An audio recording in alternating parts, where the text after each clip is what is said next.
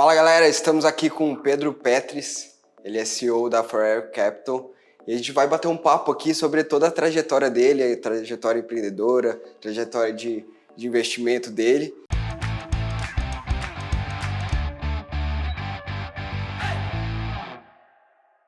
E eu vou deixar ele se apresentar. Fala aí, Pedro, quem é o Pedro Petris? Quais os seus ideais, suas referências? Legal. Onde que você veio? Bacana. Obrigado pelo convite aí, por bater esse papo. Eu sou o Pedro Petris, como você falou, meu nome é Pedra, né? Então Pedro significa pedra, Petris também. Eu sou nascido em Cianorte, mas mudei para Londrina muito cedo, então me considero londrinense, porque não me lembro da vida em Cianorte. Sou filho de pais funcionários públicos que, curiosamente, não tem nada a ver com a minha veia empreendedora, mas que sempre colocaram muito valor na educação, até porque eles são funcionários públicos da área de educação, de saúde, etc. E colocaram muita energia nisso e me deram uma oportunidade muito grande para, enfim, ter uma educação de qualidade, estudar nos melhores colégios, etc.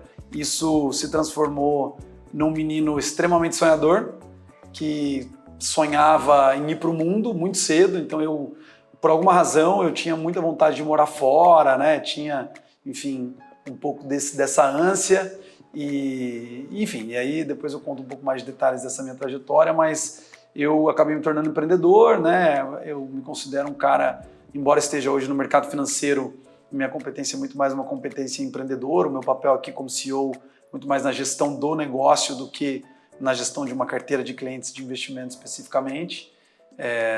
E, cara, sou pai de 2 filhos, casado, um liberal convicto do ponto de vista principalmente econômico, né? Já participei do Instituto Mises, né? Enfim, me envolvi com essa causa liberal econômica no Brasil de uma maneira bacana, localmente. E, cara, sou um apaixonado pelo empreendedorismo e acredito que o empreendedorismo é o que move a sociedade, então bacana estar aqui, porque eu sei que você conversa com muitos bons empreendedores e fico lisonjeado aí de estar fazendo parte aqui da conversa. Com certeza, e acho que até um pouco do formato, assim, né, de trazer empreendedores é justamente trazer essa bagagem, né, e são pessoas que de alguma forma representam ou tiveram uma participação de referência para mim, então por isso que eu costumo chamar pessoas que realmente agregaram de alguma forma algum sentido para a minha vida profissional, pessoal mesmo. Então, legal. Obrigado aí, acho que vai ser um papo bem legal. Muito bom. E Pedro, me fala um pouco aí, cara,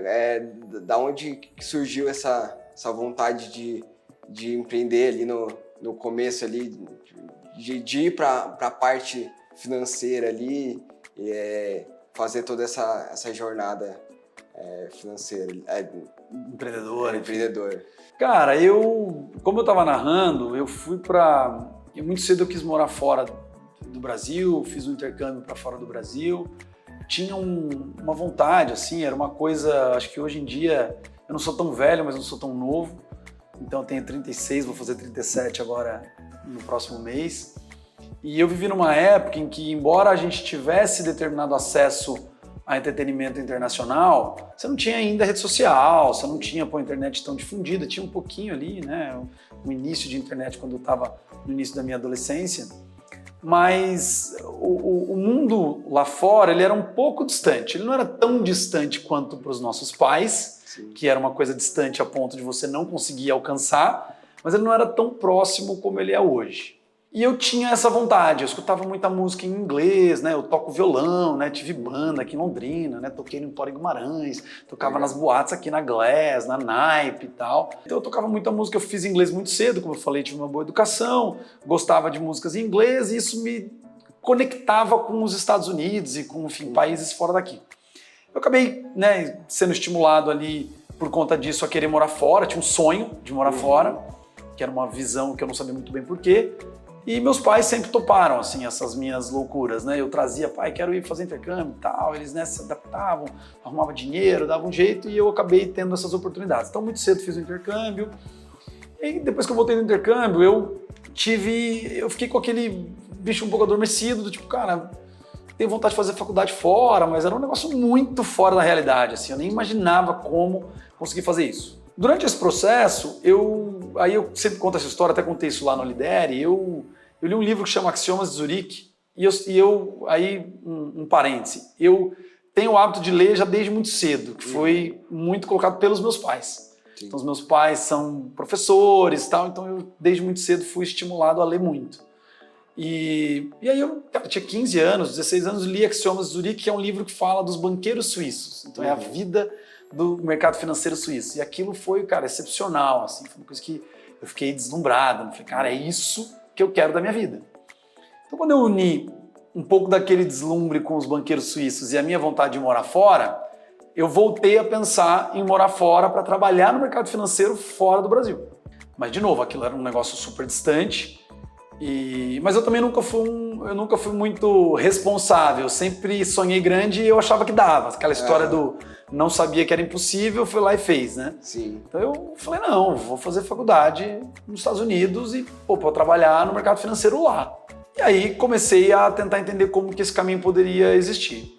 Não foi um caminho tão óbvio, meus pais fizeram eu prestar vestibular aqui, prestei vestibular para Direito, aí fiz o UEL, não passei na UEL por na terceira chamada, literalmente por foi um baita choque, porque eu ia super bem na escola e tal, e aí me senti um pouco frustrado, vi que o Direito não era para mim, e falei, cara, vou colocar energia para fazer faculdade fora, mas vamos lá, eu não tenho como pagar 35, 45 mil dólares de faculdade por ano, E decidi, então, buscar alguns caminhos e descobri que existia uma possibilidade de conseguir bolsa de estudos por esporte. Eu nunca fui um grande jogador de futebol para padrões Brasil, mas eu era um cara que jogava bem. Assim, sabia jogar bem, não era um nível que poderia virar profissional aqui, nem perto, nunca nem cogitei isso aqui no Brasil. Mas eu jogava num nível que eu conseguia jogar nos clubes bons aqui, joguei em times bacanas locais e tal. E aí um amigo, na época, tinha ido, um desses amigos que eu joguei, falou, cara, por que você não vem jogar futebol aqui? Eu falei, pô, legal, acho que faz sentido. Fui atrás de como isso funcionava e consegui ir para os Estados Unidos jogar futebol e fazer faculdade.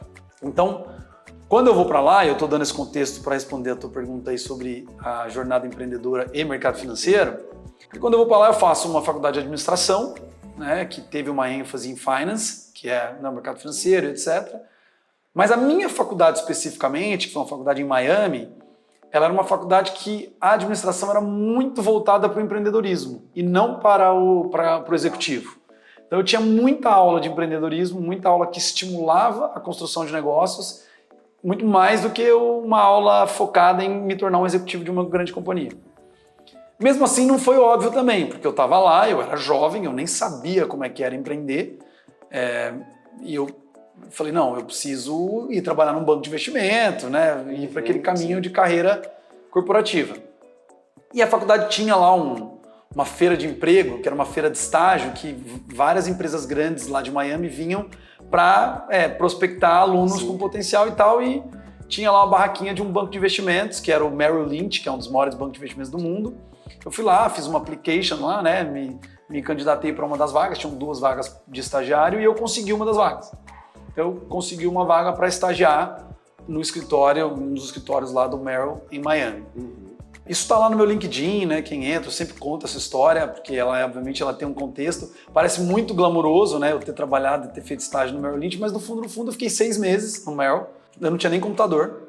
Eu fiz exatamente o que o filme do Will Smith lá, A Busca da Felicidade. Eu ficava sentado numa sala com uma lista de telefones e nomes. Eu tinha um roteiro e eu ficava o dia inteiro, o período estagiário ali, que não é o dia inteiro, né? Um período, meio período, ligando, fazendo ligações frias para tentar fazer prospecção para clientes. E daí, se alguém tinha interesse, eu repassava isso para um assessor financeiro.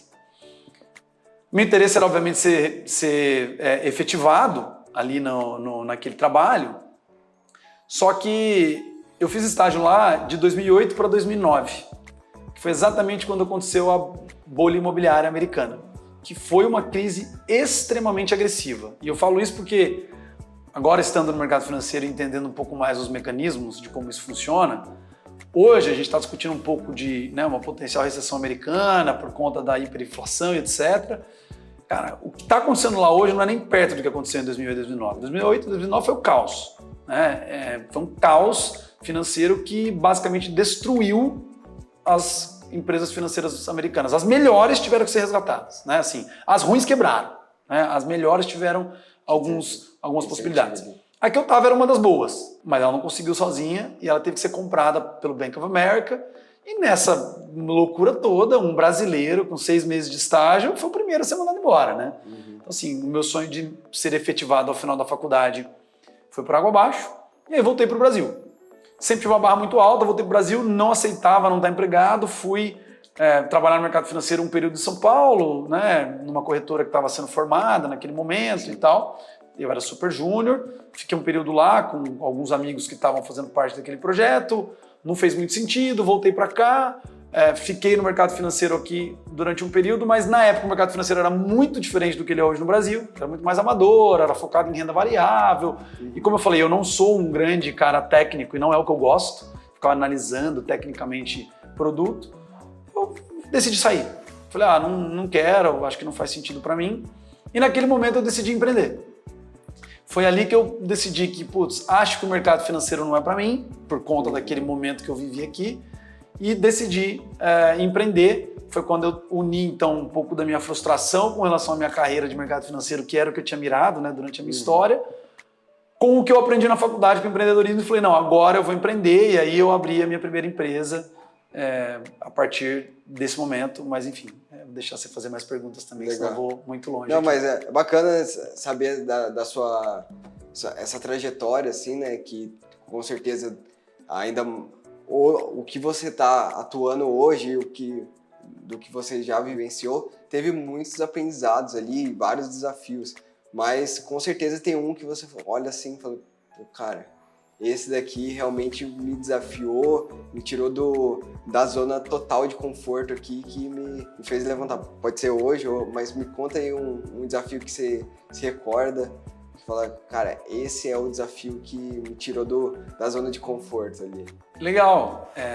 Eu acho que com certeza eu poderia enumerar milhares de desafios micros, centenas de desafios médios, dezenas de desafios difíceis, mas para responder também de maneira bem objetiva o que você me pediu, que é o maior desafio, e aí eu vou focar no maior desafio empreendedor, não no maior desafio de vida nesse momento, embora a gente possa falar também sem problema nenhum, mas o meu grande desafio empreendedor, ele, de certa forma, ele é recente.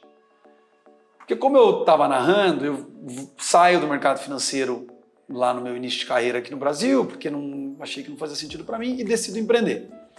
Eu crio uma empresa junto com um outro sócio que trabalhava comigo no mercado financeiro na época, né, um amigo e tal. A gente cria uma empresa que dá muito certo na largada, que não é uma coisa muito normal, tá? Então já vamos lá, né? Dar certo na largada é uma coisa não muito normal. E para dizer que a gente não... Até vou dizer novamente. A gente não deu certo na largada. Nossa primeira tentativa de fazer o negócio acontecer deu super errado, mas foi muito rápida. A gente achou uma solução e aquela solução ela fez o negócio dar muito certo. Então a gente teve, quando eu falo de ter dado certo na largada, foi que nos primeiros anos a gente já deu muito certo e deu muito dinheiro. Então foi uma empresa que ela aumentava faturamento, na época não falava-se tanto em startup e tal, mas ela tinha um nível de crescimento de startup, era 100% ao mês sem parar. Então a gente começou com muito pouco dinheiro, e aquele dinheiro foi se multiplicando 100% todo mês, né? Era uma empresa que importava e distribuía marcas internacionais, marcas de óculos e tal. A gente tinha exclusividade no Brasil. Legal. E as nossas 2 primeiras marcas, elas foram um estouro, assim. Então foi nesse sentido que eu falo que deu muito certo. Então essas 2 marcas explodiram e deu muito certo. E, enfim, a gente ficou, por ter dado muito certo, a gente ficou 6 ou 7 anos juntos, até que a gente começou a ter visões diferentes de negócio e a gente decidiu separar a sociedade. Quando a gente separou a sociedade, foi um momento bem difícil, porque primeiro que separar uma sociedade não é algo simples, foi para o negócio mesmo, né? O negócio acabou sofrendo, principalmente o negócio, digo, do meu lado, né? O lado de lá eu já não estava mais, então eu não sei o quanto isso era realidade ou não, mas o negócio sofreu. E a gente tinha uma amizade, e isso acabou gerando um momento muito difícil, pessoalmente, para mim ali, de tentar me reinventar. Naquele período, eu a gente separou a sociedade e eu fui tentando me reinventar na própria indústria que eu atuava, que era a indústria de óculos, etc. Só que eu não estava conseguindo. Assim, ali foi um momento que eu não consegui me reinventar, eu não tinha mais a mesma garra, talvez não tinha as competências ali para fazer esse negócio acontecer. E aí eu comecei a repensar isso. Então, o meu grande desafio foi, naquele momento, eu precisei entender que não estava funcionando. Depois da separação societária, eu precisava me reinventar. Mas isso aconteceu quando eu tinha 33 anos, fazendo 3 anos, 32 para 33, e é muito maluco, porque eu já me achava velho. Assim, eu achava que com 32, 33 anos, eu tinha que fazer aquele negócio dar certo. Porque, cara, isso aqui tem que dar certo. Eu tenho 32 e 33, cara. Já não dá mais para falar, deu errado, vou recomeçar. E eu vou ser bem honesto com o que eu vou dizer agora. Eu fiz bastante autoanálise, mas eu só consegui realmente decidir que aquele negócio não tinha dado certo com a pandemia. A pandemia, em 2020, e aí conecto com esse momento agora, né? A pandemia em 2020, ela foi a pá de cal desse negócio. Eu já vinha pensando, eu já estava conversando com o BTG, eu já estava no meu processo de formação ali entre 19 e 20, foi quando eu comecei a pensar em retornar ao mercado financeiro, naquele momento de análise, naquele momento de, tem um grande desafio aqui, eu preciso voltar. Imagina, fiquei 8 anos fora do mercado financeiro, eu preciso voltar para o mercado financeiro agora. Então eu já estava nessa autoanálise, mas mesmo assim eu ainda não tinha tido coragem de, deixa esse negócio de lado, até porque era um negócio que tinha muito estoque, né? Tinha ativos, tinha passivos, tinha time.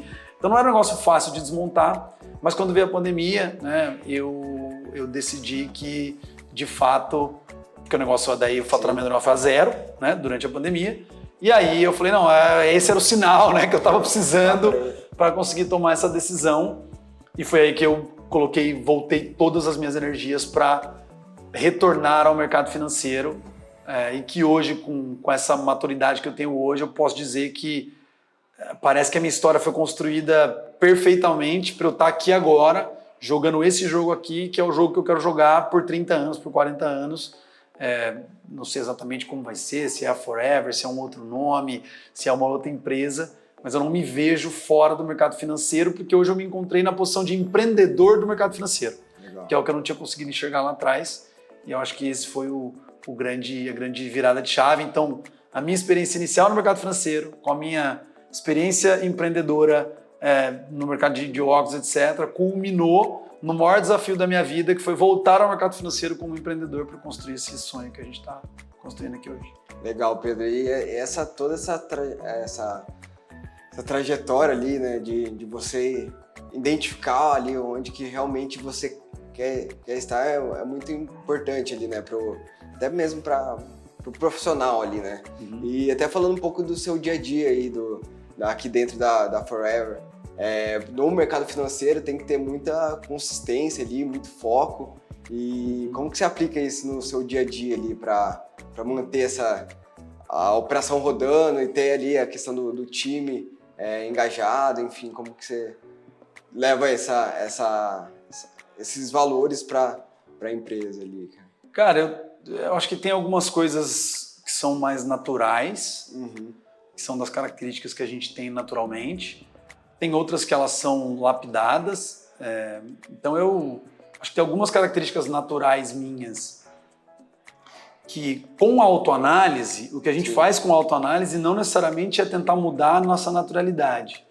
É tentar encaixar aquilo que é natural para a gente de uma forma com que aquilo se transforme em algo muito mais poderoso. Porque todo mundo tem características específicas e que, combinadas, nos transformam em pessoas únicas. Pô, não tem 2 Ruis, não tem 2 Pedros, não tem 2 Pedros, Tamires e etc. Você tem, cara, a combinação de características suas, elas formam basicamente o Rui. Só o Rui entende e é o que ele é. Então, eu acho que tem algumas características minhas naturais que eu tinha E, de certa forma, é um processo, eu não acho que eu cheguei na linha final, tá? Eu estou em autoanálise constante, mas tem algumas características que eu comecei a identificar e comecei a não forçar algumas coisas por uma questão de maturidade. A gente para de forçar algumas coisas para você estar mais maduro. Então, eu, falando um pouco de como eu fiz a autoanálise e traduzi isso, né, para minha atuação no dia a dia, por que eu falo que eu quero jogar o jogo do mercado financeiro agora para sempre, né? Oh, que doideira, né? Como assim agora você tem esse nível de convicção? Porque tem algumas características que eu tenho naturalmente que eu entendo que são importantes para o mercado financeiro, onde eu estou me colocando para atuar, e que elas podem ser muito poderosas para mim. Legal. E, consequentemente, né, para os meus sócios, para o time, para o negócio que a gente está construindo. Então, no mercado financeiro, a gente fala muito aqui que esse é um negócio de gente. Diferente do meu outro negócio que eu vendia óculos, eu não tenho estoque de nada. O que eu tenho são pessoas com capacidade intelectual. Como eu falei para você, a minha família foi uma família que sempre me estimulou a estudar muito. Eu nem sempre fui um cara muito disciplinado, mas eu sempre fui muito estimulado a estudar e adquirir conhecimento. Então eu adquiri um certo prazer em ler. Não tudo, tem coisa que eu não gosto. Eu nunca gostei de estudar na escola, mas eu sempre gostei de ler. E, curiosamente, no mercado financeiro, o seu desenvolvimento pessoal, já que a gente não tem estoque, ele é o teu maior ativo. Então, se você estiver constantemente se desenvolvendo, naturalmente o teu valor vai aumentando dentro desse mercado. Sim.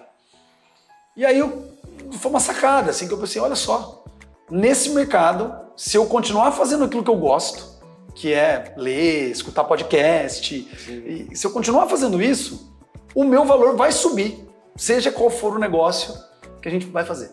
Não sei qual é o negócio. Hoje, né, a gente está aqui na Forever, espero que seja ela por 30, 40 anos, mas pode mudar. Né? O modelo de negócio, fatores externos e etc. Agora, estar no mercado financeiro, para mim, me permite utilizar um pouco essa característica de gostar de me desenvolver pessoalmente e traduzir isso em valor para mim e para o próprio negócio. Então, eu tento traduzir isso para o time para que o nosso time entenda a importância disso, a importância do conhecimento e do autodesenvolvimento. Um segundo ponto, que aí foi uma autoanálise minha e que hoje é o que eu tento traduzir um pouco aqui dentro, foi que o sonho do menino que foi trabalhar no mercado financeiro, e isso acontece muito no mercado financeiro, tá? Muitas pessoas jovens que eventualmente vão ver esse podcast e tal, as pessoas imaginam que elas virão para o mercado financeiro e que a única oportunidade que tem no mercado financeiro é você entender tudo de ações, é você entender tudo de renda fixa, é você, né, entender tudo de produto. E isso realmente é uma área do nosso negócio, mas não é tudo. Nós temos essa turminha que está aqui atrás que faz isso, que está ali olhando para produto o dia inteiro, mas tem muita gente aqui na empresa que não faz isso. Então, quando eu entendi que eu não era esse cara de ficar olhando para a tela, porque eu não gosto, assim, não é uma coisa que eu faço naturalmente, mas que eu poderia ser um cara empreendedor e que pudesse ajudar esses caras técnicos, os caras comerciais a construir um negócio grande e a gente, de certa forma, dividir essa riqueza, né, de acordo com o valor que cada um adiciona, eu percebi que isso era a grande característica que eu poderia trazer para dentro do negócio. Então, o meu papel hoje aqui é muito mais um papel de visão, de estratégia, de pessoas, de processos, do que um papel técnico, de execução micro e etc., porque não é a minha característica. Sim. Então, eu acho que esse processo de autoanálise, o meu retorno ao mercado financeiro me trouxe com um pouco mais de maturidade também para poder adicionar valor onde eu acho que eu posso adicionar valor. E deixa as outras pessoas adicionarem valor nas outras áreas. É um time de futebol, cada um joga na sua posição e a gente vai ganhar a Copa do Mundo, né? Já que a gente está na época aí.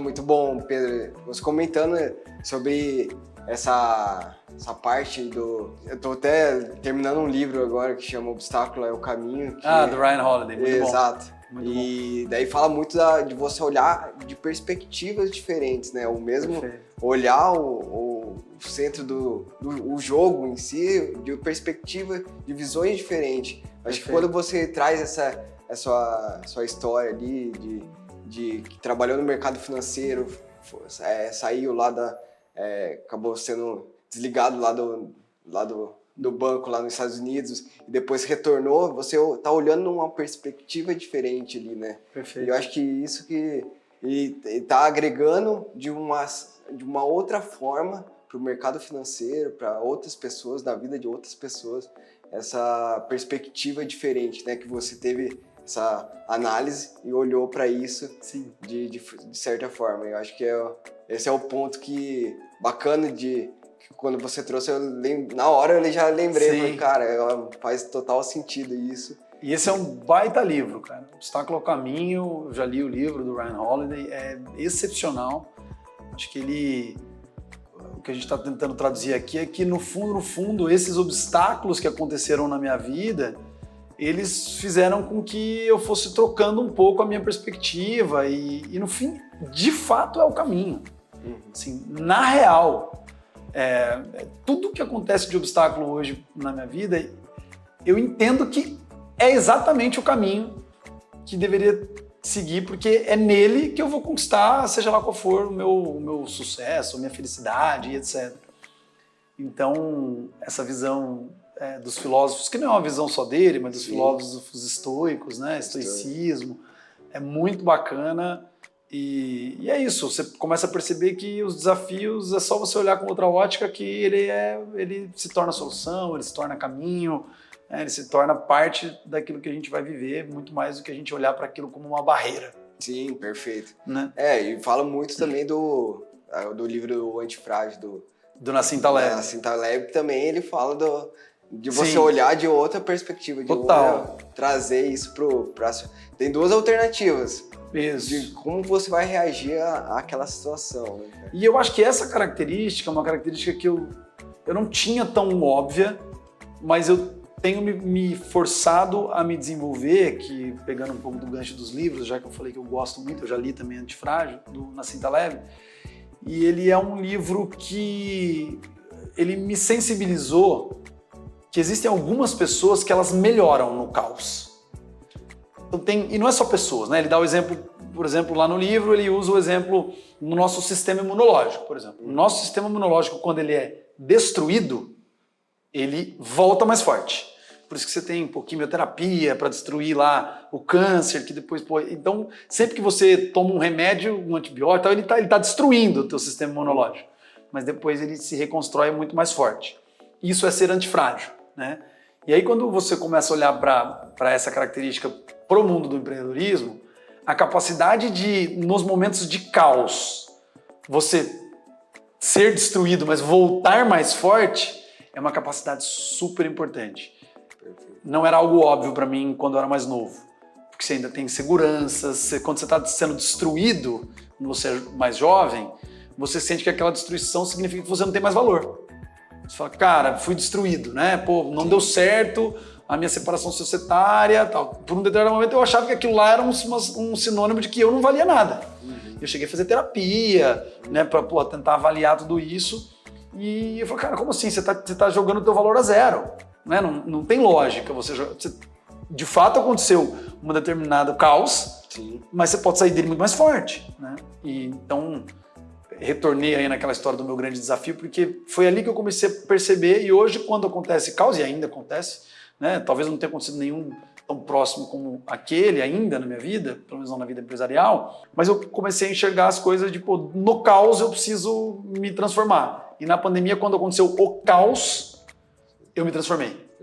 E aí ali foi quando eu virei totalmente a história e assim, falando um pouquinho do que aconteceu até aqui, é um absurdo. Assim, eu nunca imaginava que em 8 anos fora do mercado financeiro, em 2 anos depois de ter retornado para o mercado financeiro, a gente estaria hoje com uma empresa do tamanho que com o impacto que tem hoje. Então, em nenhum cenário, eu acho que eu imaginaria que isso teria acontecido se eu tivesse planejado. Eu imaginei, fiquei 8 anos fora, vai demorar agora 8 anos, né?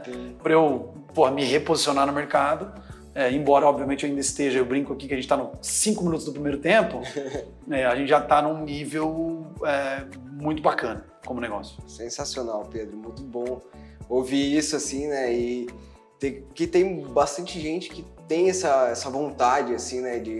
Eu também, eu me coloco, a gente fala de bastante gente, mas me coloco nesse lugar de ter ali algo para colocar para rodar um projeto ou algo para fazer e sempre deixa como plano B ali, né? Ser o plano B. Como que você, nessa sua trajetória empreendedora, pode colocar, dar alguns insights ou dicas, insights ali para a pessoa, vamos fazer acontecer, vamos girar ali, vamos colocar o plano B para o plano A e só o plano A, só tem plano A e fazer Legal. acontecer. Eu vou ser um pouco mais polêmico nessa resposta, porque eu acho que a resposta óbvia aqui seria falar exatamente isso. Não, pô, tudo é plano A, não tenha plano B, né? E eu vou trazer uma outra perspectiva aqui. Eu acho que na vida, em determinada fase da vida, é normal você ter plano A, ter plano B, ter plano C, porque você não sabe. No fim, você está jovem e você está testando a vida. Quando eu falo testar a vida, é literalmente testando. Você não sabe, cara. Você não sabe o que você é bom. Você não sabe como que o mundo funciona na prática. Você ainda não sabe. Então é natural que você tenha que testar um pouco mais. Agora, dito isso, se você tiver a capacidade de só focar no plano A e tiver segurança, o ganho que você tem por ficar só em um plano, porque o tempo é poderoso. Juros compostos, a gente tem uma frase aqui, não é só nos investimentos, é na vida. Eu invejo quem com 22 anos sabia que ia ser mercado financeiro e ficou desde os 22. O cara provavelmente está com a minha idade, cara. Se o cara for bom, ele tá, num patamar... Aposentado. Tá aposentado ou num patamar muito mais relevante do que eu tô hoje. Então eu admiro quem tem essa capacidade. Mas eu não julgo o outro lado. Eu não acho que é óbvio, foca no plano A, porque é só isso. Porque na vida você tem que testar. Tem muita gente que fala, cara, eu tô aqui no mercado financeiro, mas cara, eu não aguento ficar 15 anos aqui. Pode ser até que eu volte, né, como foi o meu caso, mas nesse contexto eu não aguento. Então, o que eu diria? Eu diria que se você conseguir ter um plano A cedo, parabéns. Eu acho que se você tiver clareza daquilo que você é bom, clareza daquilo que você é natural, faz aquilo com prazer e sabe fazer aquilo. Porque essa história também de faz o que você com prazer. Não, se for ruim, não adianta. Você fala, eu tenho prazer, mas eu não gero valor, né? Quando eu falo ruim, não gero valor, eu só acho gostoso. Então é um negócio muito mais hedonista, né? Do prazer do que de entrega de valor. Daí não é negócio, cara. Não é negócio, você tem que entregar valor para a sociedade te entregar valor de volta. Sim.